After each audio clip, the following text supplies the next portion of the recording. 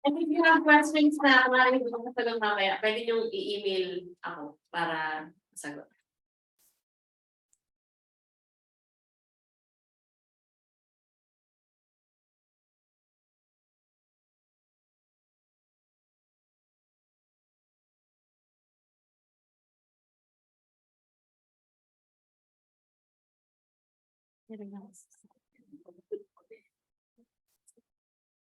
Thank you, Dr. Tisha, for sharing the your barangay dog impounding system. So there's a lot of things here that we can probably adopt for our own LGU.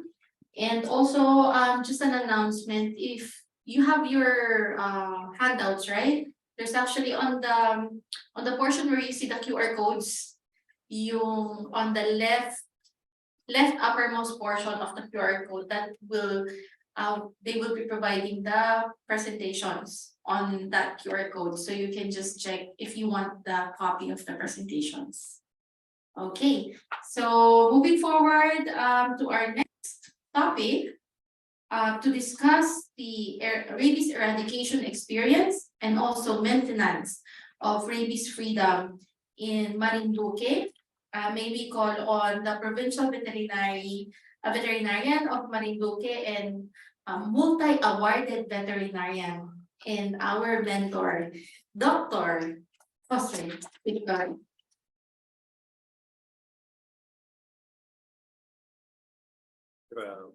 Salamat, Doc Joy. Salamat mo.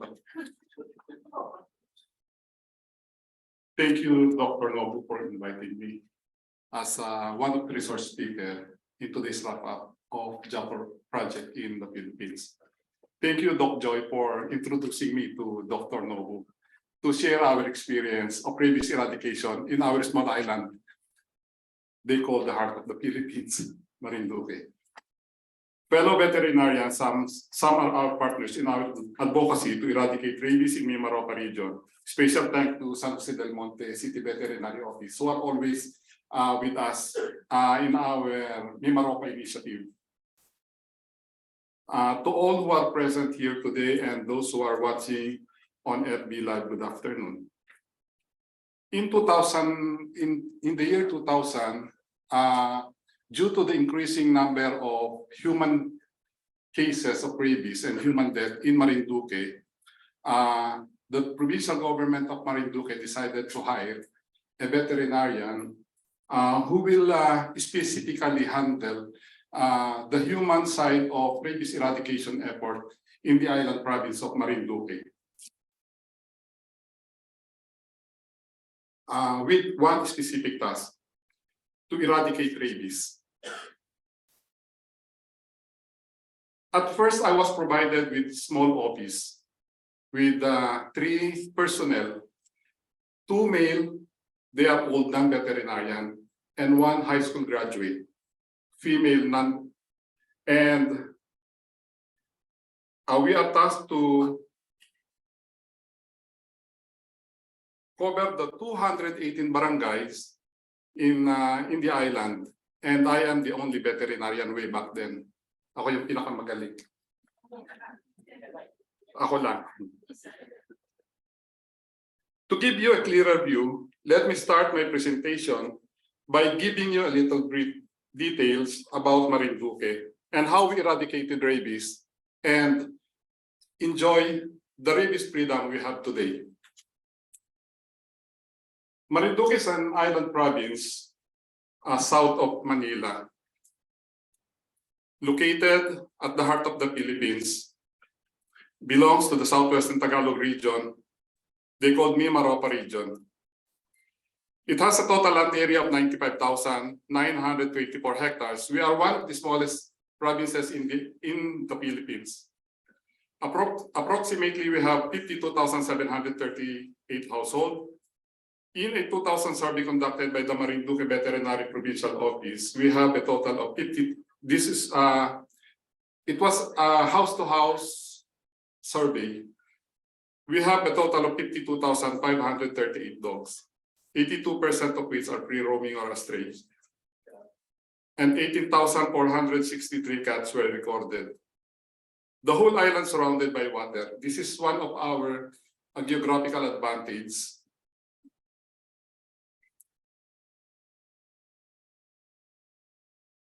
Demographics. We have a total land area of 95,218 barangays, 6 municipalities, 4th-class province, 229,638 human population, 52,738 household, 11,628 number of household are living in poor condition. Dog and cat population, male and female. Cat population, male and female. Human population survey. Total dog versus dog population. Overall percentage of dog population, 14,398 or 49% are male, 14,747 or 51% are female. Brief details. The Marinduque Provincial Hospital reported rabies as one of the top leading causes of mortalities in the province and was the only zoonotic disease present in the island until it was eradicated in 2012. Before 2001, the Marinduque Provincial Hospital recorded an average. The highest is 21 human rabies cases per year. The high number of cases may be attributed to high number of dog bites wherein victims, instead of seeking medical intervention, resorted to the traditional way of treating dog bites locally known as tandok. To address the alarming number of dog bite cases and human death from rabies, the Provincial Veterinary Office submitted a proposal, the 6-year Marinduque Rabies Eradication Program. Mind you, when we started the project, the rabies eradication effort in Marinduque, we are provided only with 75,000 pesos annually. And that's the reason why I have to make a proposal and convince the provincial governor way back then to allocate a sum to sufficient enough to address the problem. And I made a little trick to convince the governor.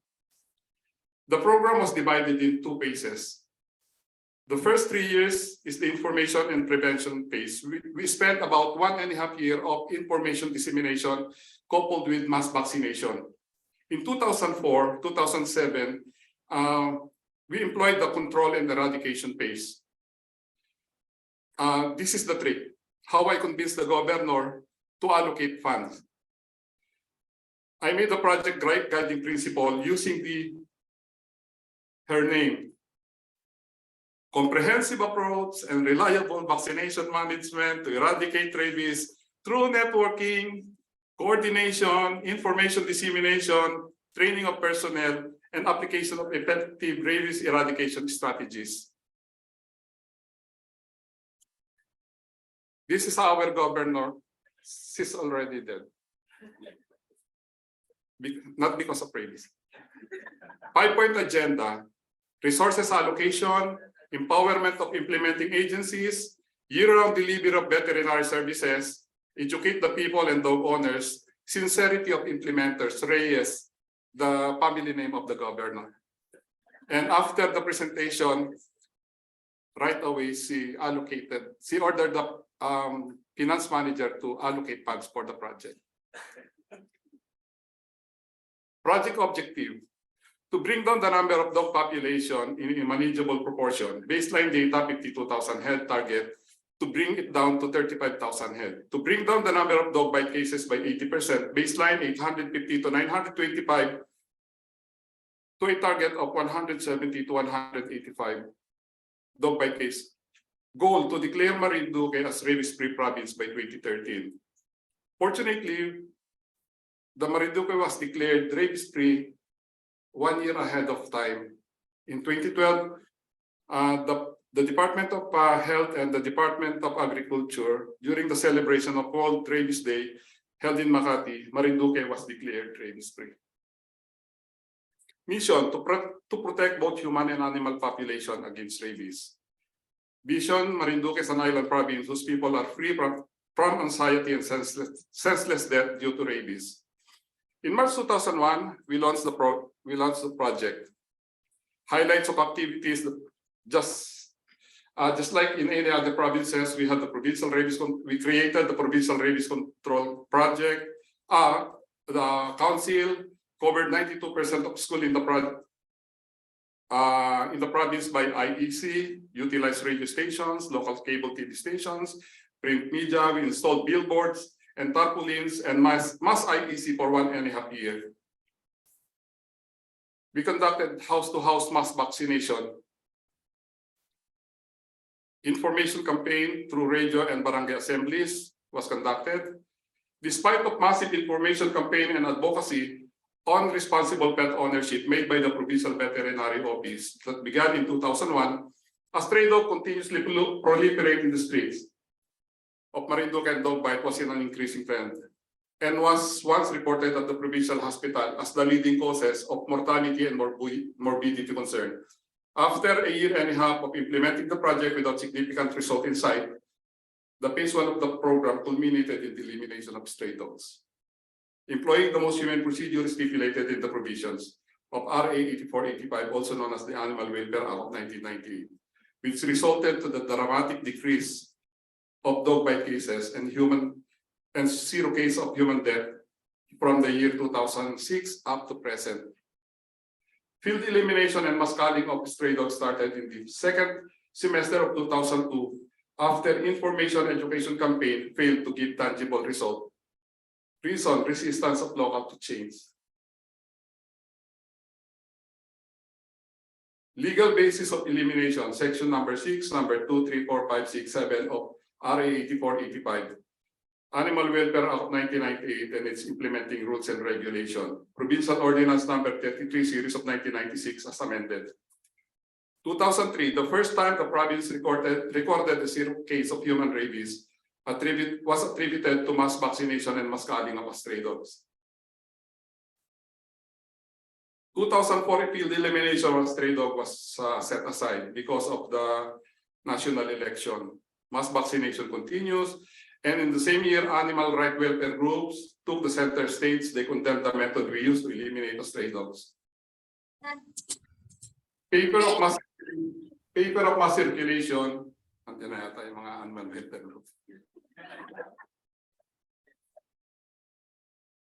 Ilan ba yung viewers natin?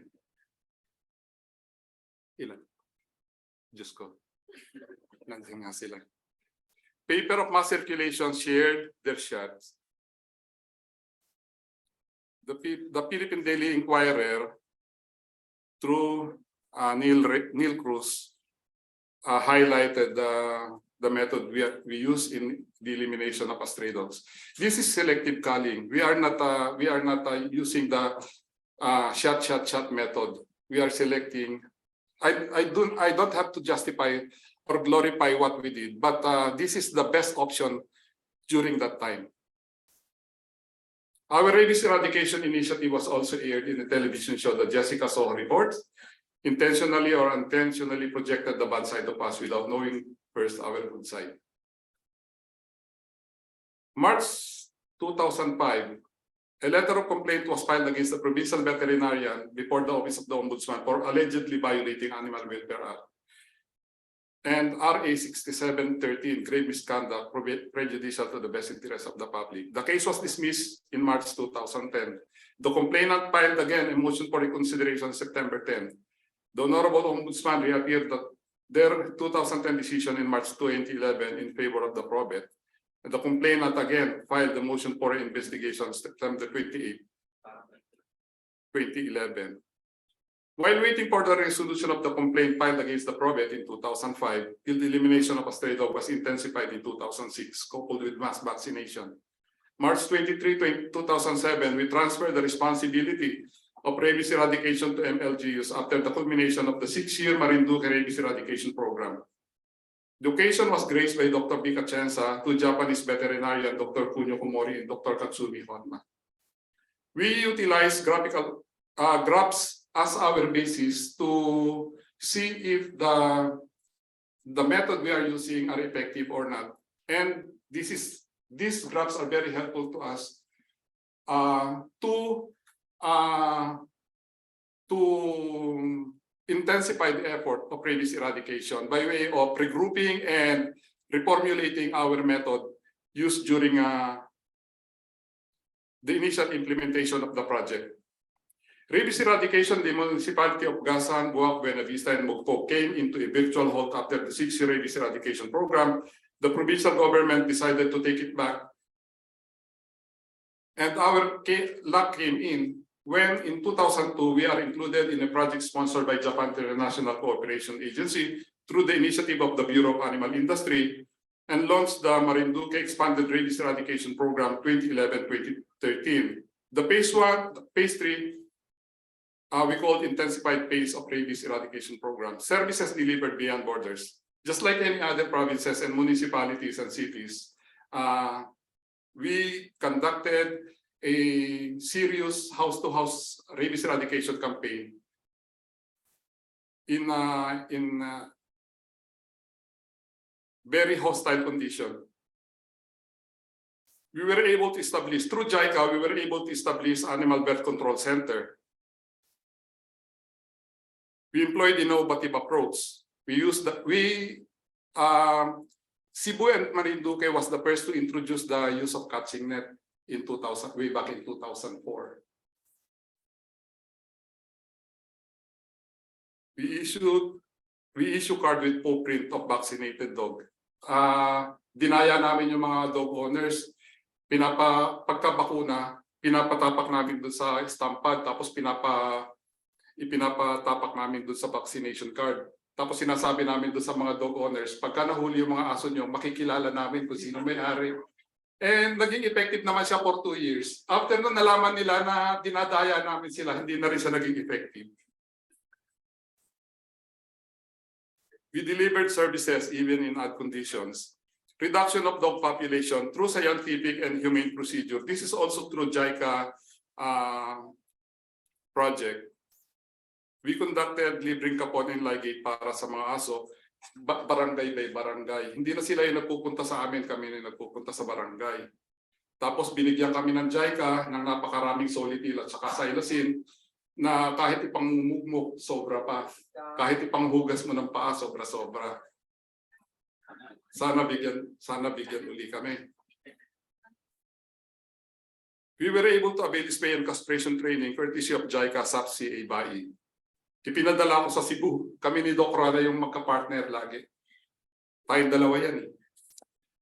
Ang trainer namin ay Indian veterinarian na walang ginawa sa buong buhay niya kung hindi mag-spay. Kaya siya si Dr. Sunil Chawla. Si Dr. Sunil Chawla, napakahusay nun kahit nakapikit kayang mag-spay. Hindi na niya tinitignan. Pagdating ng alas 10, nagbabago na yung amoy niya kasi pawis na pawis na. Ayan kami din ni Doc Rona. Si Doc Rona, kung natatandaan mo, pagka yung nag-aaral ako yung mga sleep, sinasadya akong pawalan yung ligatures, tapos mag-bleed para matuto ko kung paano yung ginagawa ng mga Indian vets doon sa pagkukorek ng mga bleeders. Araw-araw nang ginawa ng Diyos, ginagawa ko yun. Hanggang sa nakahalata yung Indian vet na pinagpa-practicean ko na siya, nilayasan na. Ayaw na niya akong turuan.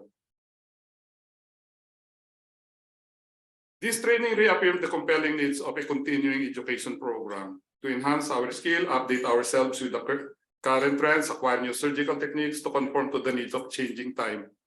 Surgical materials and other provisions from JICA. Binigyan nila kami ng mga gamit, ng mga drapes. Pagkadami-dami nito, yung mga drapes namin, hanggang ngayon, bago pa yung iba. Hindi pa namin nagagamit. Tapos, yung solitil namin talaga, kidding aside, isang kwarto. Na, yung production ng Borenger dati, na production ng isang taon, ibinigay lahat sa amin. Kasi yung para sa Catanduanes, ibinigay din sa amin.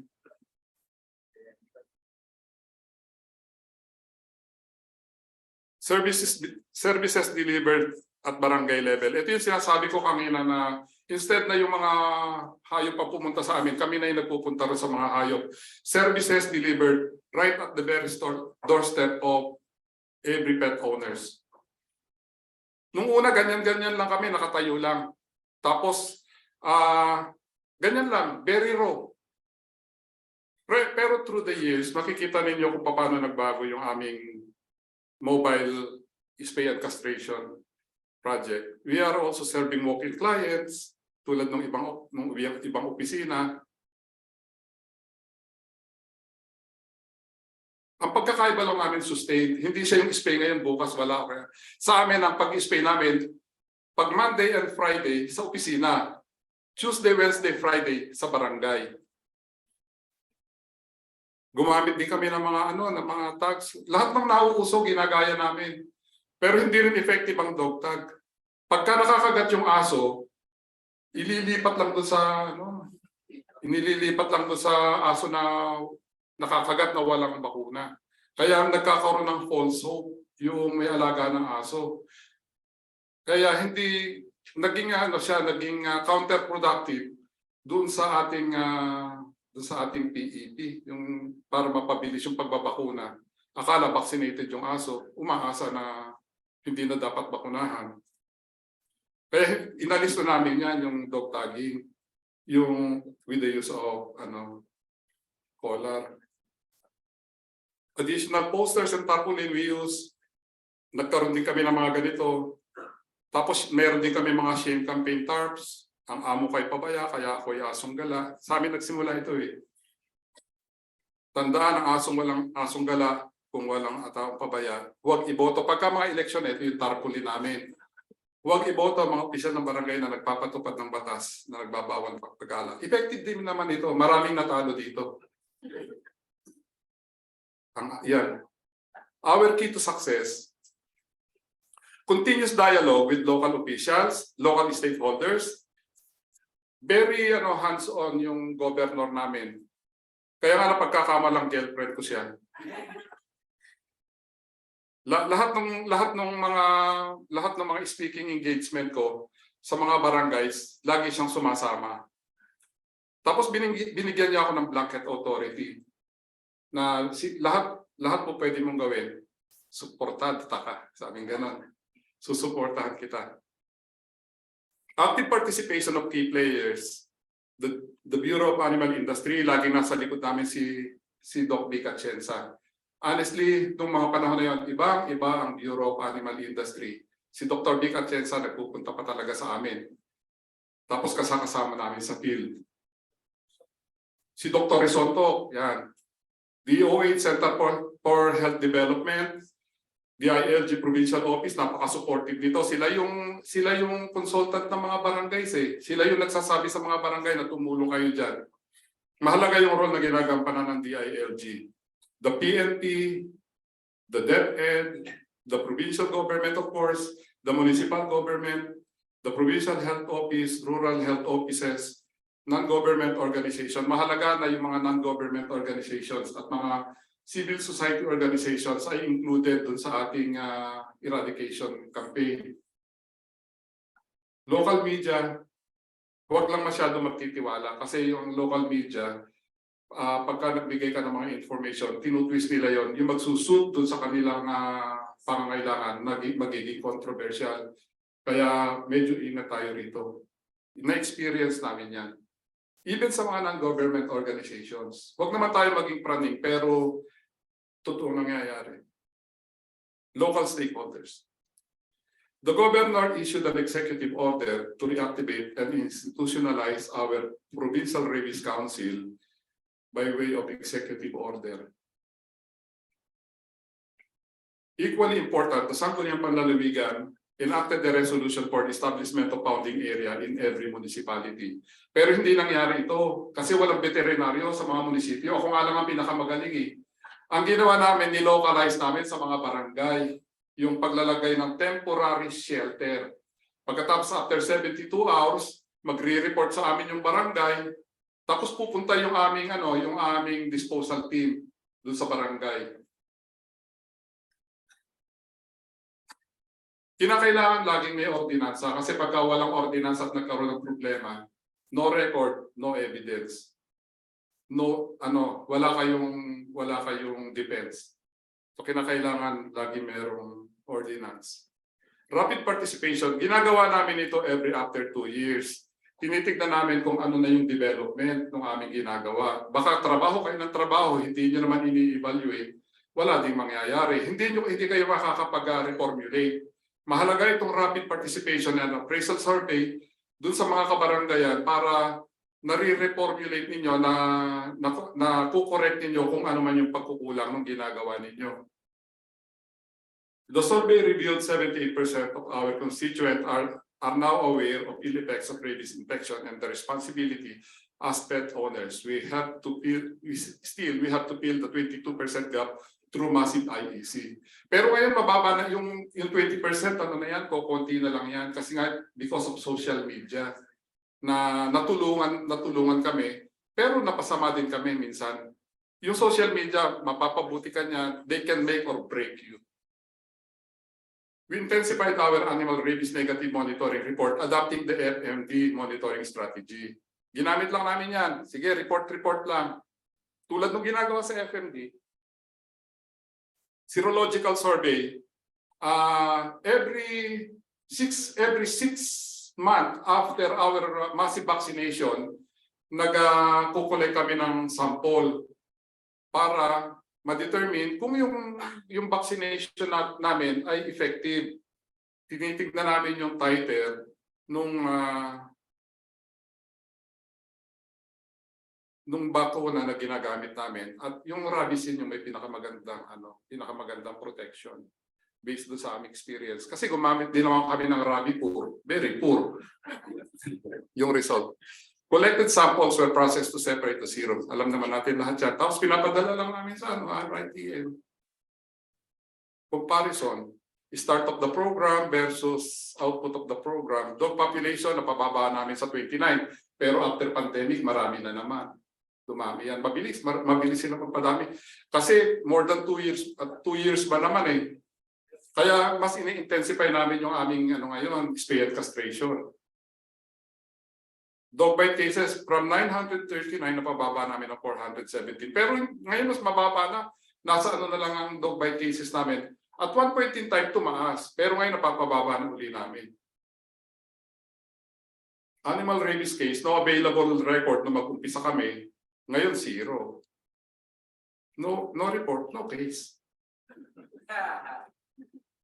70%. Summary. Iyon yung human side.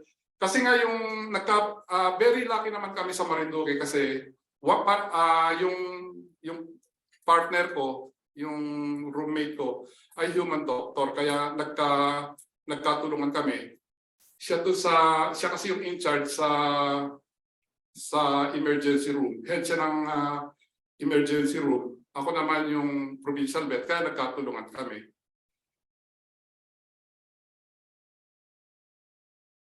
Kaya naging parang family affair yung rabies eradication sa Marinduque. Yan yung mga ginagawa naman nila doon sa human side.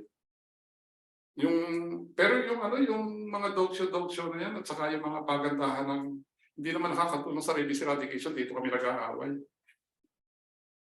Yung mga parada-parada ng mga aso, pagkatapos ng parada, pawawalan lang yung aso, bahala ka na sa buhay. Tapos yung awarding of cleanest dog with complete rabies immunization. Pagkatapos makikita mo after nung parada, nakakawala din, nangangain ng basura. Yan yung kanilang PEP. Mas na-improve yan. Trained personnel. Ngayon meron kaming 2 nurses, 1 OPD doctor, 1 ER doctor sa Damian Reyes na trinain ng DOH para dun sa rabies human side. Out of 6 municipalities, we have 4 RHOs with personnel dedicated for human rabies. Meron din kami public-private mixed animal bite center treatment center. Yung collaboration ng private and public doctors. Bottleneck of the low compliance at the barangay level. Of course, hindi sila masyadong papaka-involved doon sa rabies eradication project, lalo na ngayon malapit ang eleksyon. Sasama ba yan sa panghuhuli ng aso? Hindi sumasama yan, pero doon sa pamimigay ng bigas, doon sila sumasama. Some officials are hesitant to implement the law. Ganon din naman. baka makasira sa kanila, resistance of some local residents to change, matitigas ang ulo. Issues during the implementation, non-participation of one of our regional counterpart during the 10 years campaign of eradicating rabies in Marinduque. Unfriendly remarks or comments from animals. Siyempre, dapat asahan na natin ito kasi meron silang advocacy. Meron naman tayong mandate. Kaya, to each his own. I-pursue nila yung kanilang advocacy. Huwag natin kalilimutan yung ating mandate. Emerging concern. While there are no reported cases of human death in rabies nowadays, but alarmingly, there was an increasing number of vehicular accidents and death involving stray dogs. Sustainability of our rabies freedom. To sustain the present status of the island as rabies-free area, we are continuously intensifying concerted efforts with the local government units, employing new strategies to prevent the recurrence of the deadly rabies infection in Marinduque by way of mass spaying and castration of dogs in order to maintain its population in a manageable level. Unfortunately, a fourth-class province like Marinduque, where poverty threshold lies 22% cannot sustain a high volume spay and castration activity without the help of other institutions. Dahil nga hindi namin kayang i-sustain yung maliit lang naman ang pondo ng Marinduque. We are doing voluntary works with other non-government organizations. Tapos yung mga natitira, the remaining materials during the conduct of spay and castration with other non-government organization, take home na namin yon. Ito yung isa sa mga project na malaki yung nakuha naming suporta. Kasi itong Laguna Pitbull Spay and Castration Project, ito yung 171 pitbulls na dito nag-umpisa dito nag-umpisa talaga yung tulong namin na nakukuha sa international community. Nung gawin namin itong 171 pitbulls, maraming celebrities sa US ang tumulong sa team namin para masustain yung aming rabies spay and castration program. Yan sila. Strategic vaccination strategy. Marinduque is an island province. We have 83 coastal barangays. And all coastal barangays are potential entry for infected dogs. The reason why we instituted the perimeter defense vaccination strategy. So all the 83 barangays around the province are the first to be vaccinated to create a rabies immune belt around the coastal barangays before hitting the interior barangays with a sweeping motion. Hindi po pwedeng kinakailangan may strategy para masustain yung herd immunity sa ating. So ganyan namin ginagawa yung vaccination activity namin. At the JICA provided us with a fund for the hiring of vaccinators for 3 years. We conducted this method of vaccination in the island for 3 consecutive years. And after the vaccination, we are confident that rabies in Marinduque was already a history by way of sending samples, blood samples to RITM. But after the pandemic, we are now in doubt that Marinduque might be positive again to rabies, but we have no evidence because we have to conduct blood collections and again a sampling and sending it again to the laboratory.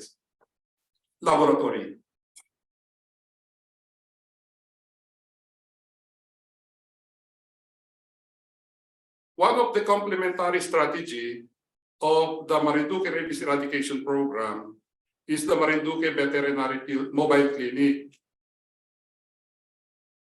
Also, we are collaborating with other LGUs outside Marinduque like the San Jose del Monte, Bulacan, spay and castration. The San Jose del Monte City Veterinary Office went to Marinduque to share their best practices, and in return, we share our best practices. We are sharing best practices. They went to our province, we went to their city. There was an overwhelming response during the conduct of spay and castration in San Jose del Monte. We also doing sharing of best practices with the city of San Juan. Ito yung sa Bulacan team. City of Paranaque. And then an offshoot of Marinduque Rabies Freedom was the Mimaropa initiative. Because Marinduque is a very small island, we extended our rabies eradication to the neighboring provinces of Marinduque. The first province to accept the challenge was the province of Romblon. We started the rabies eradication program in Romblon way back in 2014, 2 years after the declaration of Marinduque as rabies-free island. And in 2017, Romblon was declared as rabies-free island. So makikita ninyo using the template of Marinduque. Kung makikita ninyo, kung meron lang tayong isang template na gagamitin, uniform, meron tayong merong result. So this is the Mimaropa initiative is a problem-driven solution. In Mimaropa region, we have common problems. One is lack of fund, lack of personnel, and lack of support from, they say lack of support from the local chief executive, but that is wrong. That is misconception. First, the objective of the Mimaropa initiative is to create a perimeter defense around the island through collaborative effort by and between our neighboring provinces. This way, by means of instituting measures, mass vaccination, dog reduction, dog population through spay and castration, culling of stray and feral dogs, restriction of movements of unvaccinated dogs that would eradicate rabies in the respective territorial jurisdiction in order to maintain our rabies freedom and eventually declare the whole Mimaropa as rabies-free. We are the first region to initiate this kind of initiative to eradicate rabies in a regional level, in a regional scale. So this is in Romblon during the initial collaboration between Marinduque and the province of Romblon. This is in Carabao Island, 15 minutes away from Boracay. This is in Palawan. This is in Oriental Mindoro. Oriental Mindoro started collaborating with us using the Marinduque template in 2016. The Puerto Galera mission, the Occidental Mindoro mission. The Marinduque Veterinary Field Hospital stands tall among the complementary strategies in place of the Marinduque rabies eradication campaign. Before, we are conducting spay and castration in whatever place we available in the countryside. Waiting shed, barangay halls, just like that. Very crude. But the JICA saw it and eventually helped the Marinduque team to professionalize the unprofessional setting, the aseptic setting of our effort in Marinduque. The Marinduque Veterinary Field Hospital. So we upgrade into a more sophisticated presentation of our mobile clinic. Now we have the field medical tent. Inside the tent is more presentable. From mobile clinic, we improve our services and upgrade it to become the Marinduque Veterinary Field Hospital. It is an integral program that reinforces the Marinduque veterinary services which pursues to provide compassionate veterinary care to companion and farm animals in rural and small communities. It is an innovative method of bringing veterinary service in the countryside. The Development Academy of the Philippines recognized and included our veterinary field hospital in the prestigious roster of innovations for higher productivity champions and practitioners in the Philippines. We were awarded just a few months ago by the Development Academy of the Philippines as one of the best practices implementer in the country. The Development Academy of the Philippines is now proudly showcasing the innovative project of the Provincial Veterinary Office of Marinduque, known as the Marinduque Veterinary Field Hospital, as a simple process with huge impact, worth emulating to be promoted, disseminated, replicated, and used to enhance trust in public sector and motivate public servants to strive for excellence. Take-home message: political will are us. Do not point fingers to politicians. We are the extension arm of the politicians. Hindi naman yung mga politiko ang gagawa ng trabaho natin eh. Tayo pa rin. Tayo lang ang magpo-propose. Tayo yung political will ng bawat politiko. Consider skeptics and fault finders as inspiration. Never mind the skeptics and fault finders. Mind your own business na lang lagi. Work within the framework of the law. Sometimes we have to choose between human and dog. But in the end, we opted to choose both by saving human lives. We are also saving animal lives. Yes, it can be done. To sustain the current status of rabies eradication in Marinduque is another story. But we are ready to beat the odds. To us, rabies eradication and maintenance of our rabies freedom is not just an advocacy. It is our obsession. Protect both human and dog population. Thank you.